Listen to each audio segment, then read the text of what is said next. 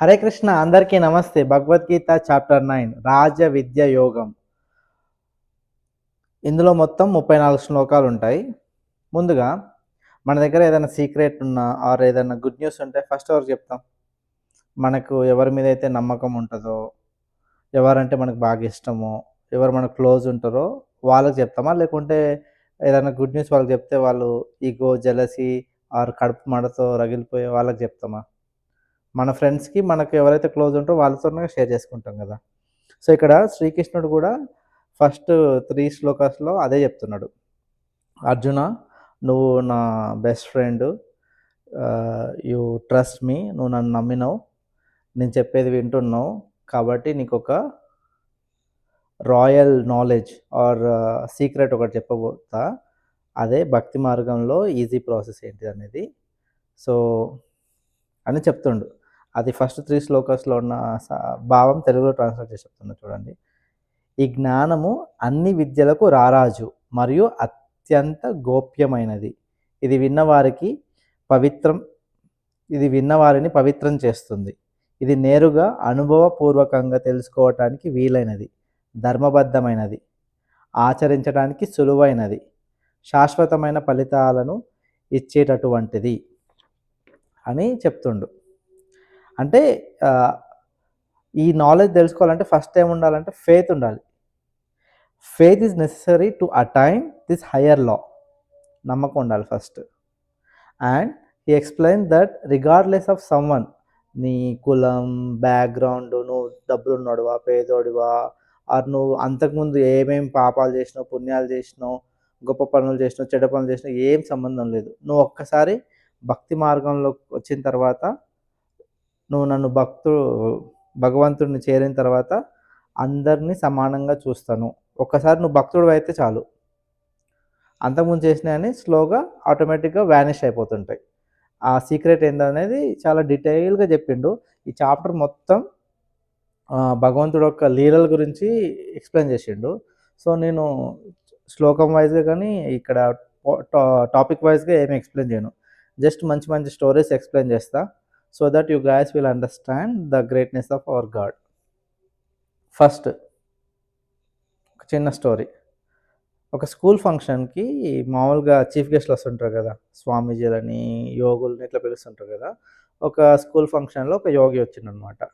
అతను ఎక్స్‌ప్లెయిన్ చేస్తుండు. భగవంతుడు చాలా గొప్పవాడు, చాలా మహిమలుంటాయి, చాలా పవర్స్ ఉంటాయి అని స్పీచ్ ఇస్తుంటే మధ్యలో ఒక స్టూడెంట్ లేసి, "నేను ఎప్పుడు భగవంతుడిని చూడలేదు. నాకు దేవుడంటే నమ్మకం లేదు. ఎందుకంటే నేను ఎప్పుడు చూడలేదు కాబట్టి" అని అంటాడు. ఓకే. సరే అని ఆ స్వామీజీ అతన్ని స్టేజ్ మీదకి రమ్మంటాడు ఆ అబ్బాయిని. వెళ్ళిన తర్వాత, "నీకు ఆవు పాలు తెలుసా?" అంటాడు. "ఆ! తెలుసు" అంటాడు. మిల్క్ చూపిచ్చి అక్కడ, "ఈ మిల్క్‌లో నీకు నెయ్యి కనిపిస్తుందా?" అని అడుగుతాడు. "లేదు కనిపించట్లేదు. కానీ నాకు ఈ పాల నుంచి నెయ్యి తె తయారైతదని నాకు తెలుసు. దానికొక ప్రాసెస్ ఉంటది. కొన్ని స్టెప్స్ ఫాలో అయితే ఈ పాల నుంచి నెయ్యిని తయారు చేయొచ్చన్న ఐడియా నాకుంది. నాకు ఆ నాలెడ్జ్ ఉంది" అని చెప్తాడు. "ఓకే. వెరీ గుడ్" అని అంటాడు యోగి. కదా! అదే విధంగా ఈ పాలల్లో నెయ్యి ఏ విధంగా కనిపించట్లేదో, ఈ ప్రకృతిలో దేవుడు గూడా మనకు కనిపించాల్సిన అవసరం లేదు. అలా కనిపించాలంటే ఏ విధంగా అయితే పాల నుంచి కొన్ని ప్రాసెస్ స్టెప్స్ ఉంటాయో నెయ్యి తయారు జేయడానికి, మనకు గూడా భక్తుడుగా కొన్ని ప్రాసెస్ ఉంటాయి. కొన్ని స్టెప్స్ ఫాలో అవ్వాలి. ఆ స్టెప్స్ ఫాలో అయితే ఈ ప్రకృతిలో జరిగే ప్రతి మూమెంట్‌లో భగవంతుడు ఉన్నాడనేది మనకు గూడా అర్థమైతదని ఈ విధంగా జెప్తున్నాడు. ఇంకా సింపుల్‌గా ఒక మూవీ డైలాగ్ చెప్పాలంటే 'ఊసరవెల్లి' మూవీ ఆర్ ఏదో 'జూనియర్ ఎన్టీఆర్' మూవీలో విలన్, జూనియర్ ఎన్టీఆర్ మధ్యలో ఇట్లా కన్వర్జేషన్ అయితుంటది. "అరే! నువ్వేంట్రా చూడ్డానికి ఇంత సన్నగా ఉన్నావు. నువ్వు నన్ను కొడతావని" ఏదో డైలాగ్ చెప్తుంటే మళ్ళా జూనియర్ ఎన్టీఆర్ రిప్లై చేస్తాడు. "కరెంట్ వైర్ కూడా నాలాగా చూడడానికి సన్నగా ఉంటుంది. దాన్ దానమ్మ పవరే పట్టుకుంటే గాని తెలియదు. దాన్ని షాక్ కొడితే గాని" అనే డైలాగ్ ఉంటది కదా! So, until we experience the power of God we don't understand that magic of God అనేది ఇంకొక ఎగ్జాంపుల్. ఇంకా గీత మొత్తం ఒక 3 టాపిక్స్ మీదనే డిపెండ్ అయి ఉంటుంది. మొత్తం 18 చాప్టర్లు గూడా. ఫస్ట్ కర్మయోగం, తర్వాత భక్తి యోగం, తర్వాత జ్ఞానయోగం. దీని గురించి ఎలాబొరేటెడ్‌గా ఎక్స్‌ప్లెయిన్ చేశారు సింపుల్‌గా. ఒక ముగ్గురు ఫ్రెండ్స్ ఉన్నారు. చందు, కిరణ్, రాజు అని. వీళ్ళు ముగ్గురు కలిసి భగవంతుని ఎత్తుక్కుంటూ ఒక నది దగ్గరికి చేరిర్రు. ఫైనల్‌గా ఆ నది క్రాస్ అయితే అవతల ఒడ్డున భగవంతుడు ఉన్నాడనేది వాళ్ళకి ఒక ఇన్ఫర్మేషన్ వచ్చింది. సో, ఎమ్మటే ఒక వ్యక్తి నదిలోకి దూకి ఈత కొట్టడం స్టార్ట్ చేస్తాడు. ఇంకో వ్యక్తి ఏమో అటు ఇటు వైపు చూసి అక్కడ దూరంగా ఒక పడవ వస్తుంటే దాన్ని ఆపి నన్ను కొంచెం అవతల ఒడ్డున డ్రాప్ చేయమని రిక్వెస్ట్ చేసి ఆ పడవ ఎక్కుతాడు. ఇంకొక వ్యక్తి అక్కడే నిలబడి ఇవతల ఒడ్డుకే దేవుడా అని పూజ చేస్తుంటాడు భక్తితోటి. సో, ఇలా నదిలో దూకి ఈత కొడుతుంది చూసినావా? అదే కర్మ మార్గం. అటు ఇటు చూసి పడవ ప్రయాణం చేసింది చూసినావా? పడవని పట్టుకొని వాళ్ళని రిక్వెస్ట్ చేసి అటెళ్ళింది. అది జ్ఞాన మార్గం. నిల్చున్న చోటే గట్టిగా దేవుడని అరిచింది చూసినావా? అది భక్తి మార్గం. ప్రేమతో భక్తితో దేవుడా అని అరిచింది చూసినావా? ఆ విన్న దేవుడు అటువైపు ఉన్న స్వామీజీ ఆర్ దేవుడు హూఎవర్ చార్టర్డ్ ఫ్లైట్ ఏసుకొనొచ్చి ఇవతల ఒడ్డుకి ఆ భక్తుడిని తీసుకొని వెళ్ళిపోయిండు. ఇదొక ఈజీ ప్రాసెస్ భక్తి మార్గం అనేది. ఈత కొట్టడం, పోవడం అనేది కర్మ మార్గం. అది కొంచెం difficult but you can try. జ్ఞాన మార్గం అంటే తెలివితో పడవ ప్రయాణం చేసేది. అదొకటి. అండ్ ఇంకొక ఎగ్జాంపుల్. ఈ చాప్టర్‌లో నేను ఓన్లీ ఎగ్జాంపుల్స్, సమ్ స్టోరీస్ చెప్తున్నా. ఎందుకంటే భక్తి యొక్క ఇంపార్టెన్స్ అర్థం కావాలంటే this is the only way you can understand. Detailed information కావాలంటే ఈ చాప్టర్ మీరు చదవాల్సిందే. ఎందుకంటే చాలా సెన్సిటివ్. భగవంతుడి యొక్క గొప్ప లీలలు, మహిమలన్నీ ఈ చాప్టర్‌లో ఎక్స్‌ప్లెయిన్ చేసిండు. And this is one of the ఎట్లా అంటే ఇప్పుడు ముత్యాల చిప్పలో ముత్యం ఓపెన్ చేస్తే సెంటర్‌లో ఉన్నట్టు ద ద బర్గర్‌లో పైన బ్రెడ్, కింద బ్రెడ్ మధ్యలో మెయిన్ అది ఉంటదిగా టేస్టీ చీజ్ గానీ, మీట్ గానీ, అలా ఇది నైన్త్ చాప్టర్ అనేది భగవద్గీతకి సెంట్రల్ చాప్టర్. ఇందులోనే మేజర్ ఎసెన్స్ ఉంది. సో, ఇది ఖచ్చితంగా మీరు చదివి ఎక్స్‌పీరియన్స్ అవ్వాలి. అందుకే నేను మెయిన్ టాపిక్ అందులో ఉన్నది ఉన్నట్టు ఎక్స్‌ప్లెయిన్ చేయకుండా స్టోరీ వైస్‌గా ఎక్స్‌ప్లెయిన్ చేస్తున్నా. ప్రీవియస్ చెప్పిన స్టోరీ ఘీ స్టోరీ ఉంది గదా! ఆవు పాల స్టోరీ. అదే మళ్ళీ కంటిన్యూ చేస్తున్నా వేరే విధంగా. సీ ఆవు పాలని మన అమ్మ కాచి, తోడేసి, పెరుగు తయారైన తర్వాత మీగడ నుంచి వెన్న, వెన్న నుంచి నెయ్యి ప్రాసెస్ తయారు చేస్తారు. ఇది ఇంట్లో తయారు చేసిన ఆర్గానిక్ ఘీ. ఫ్రెష్ అథెంటిక్ ఘీ.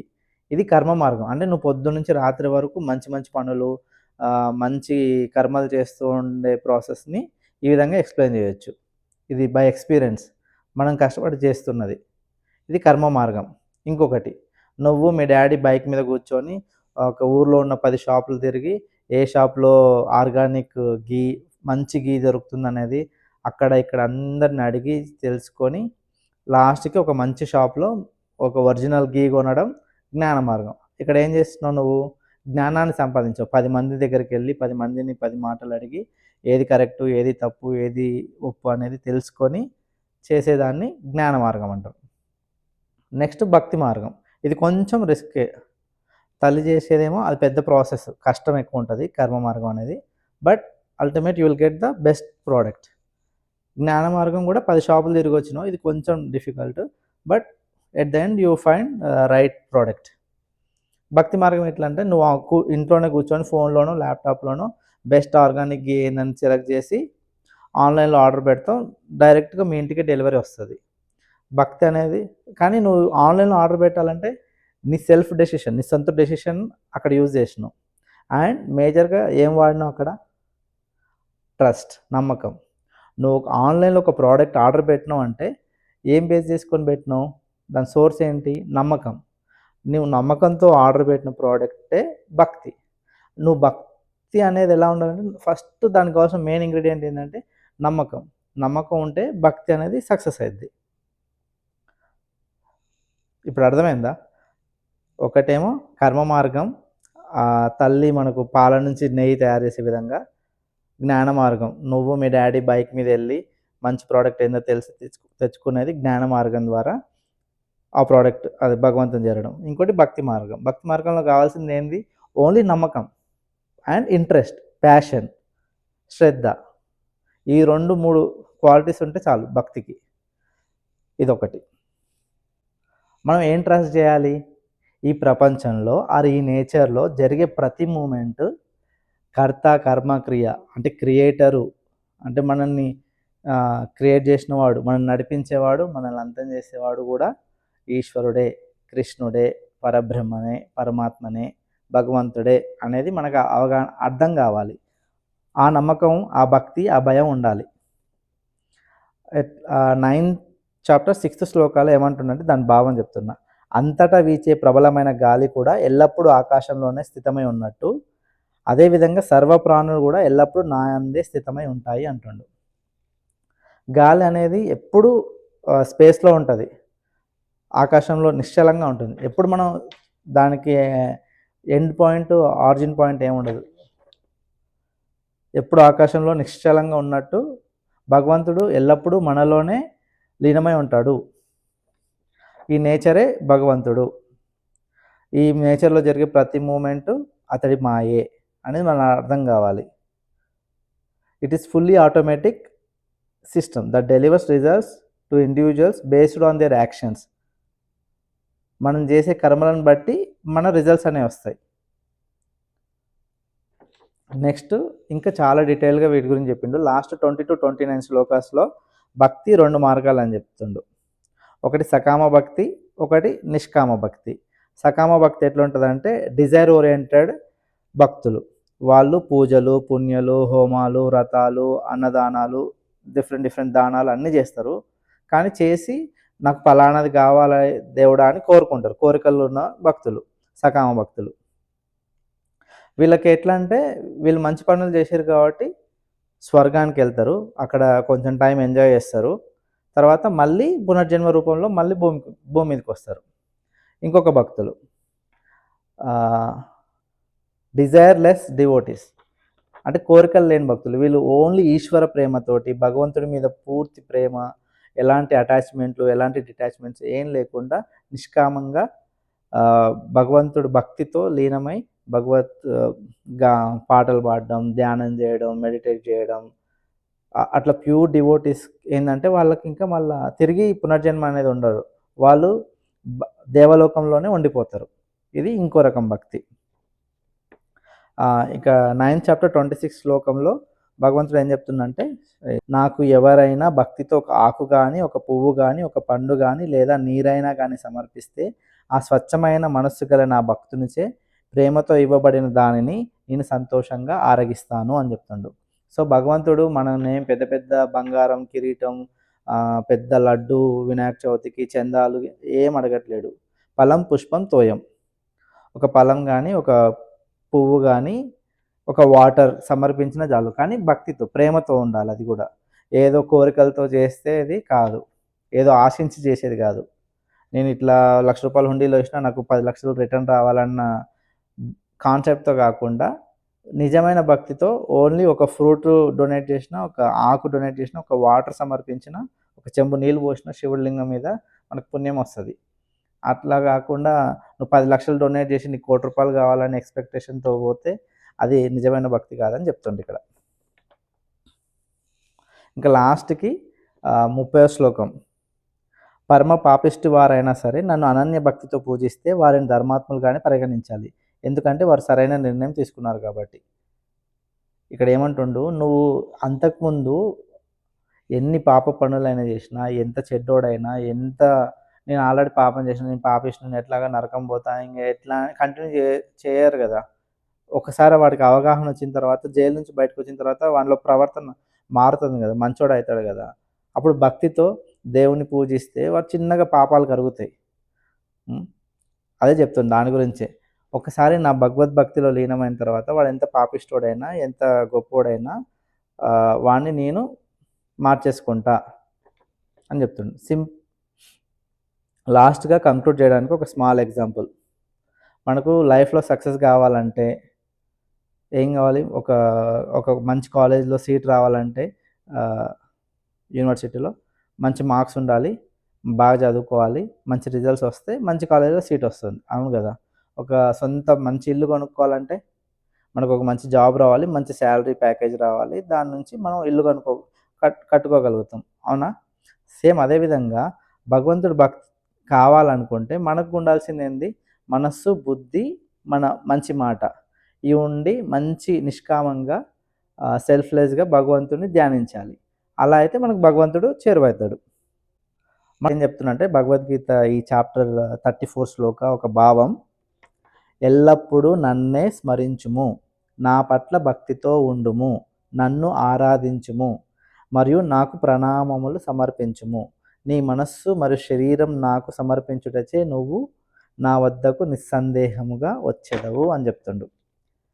ఏమంటుండు? Engage your mind always in thinking of God, become devote, offer your prayers, worship God, surrender completely to him, surely he will reach him.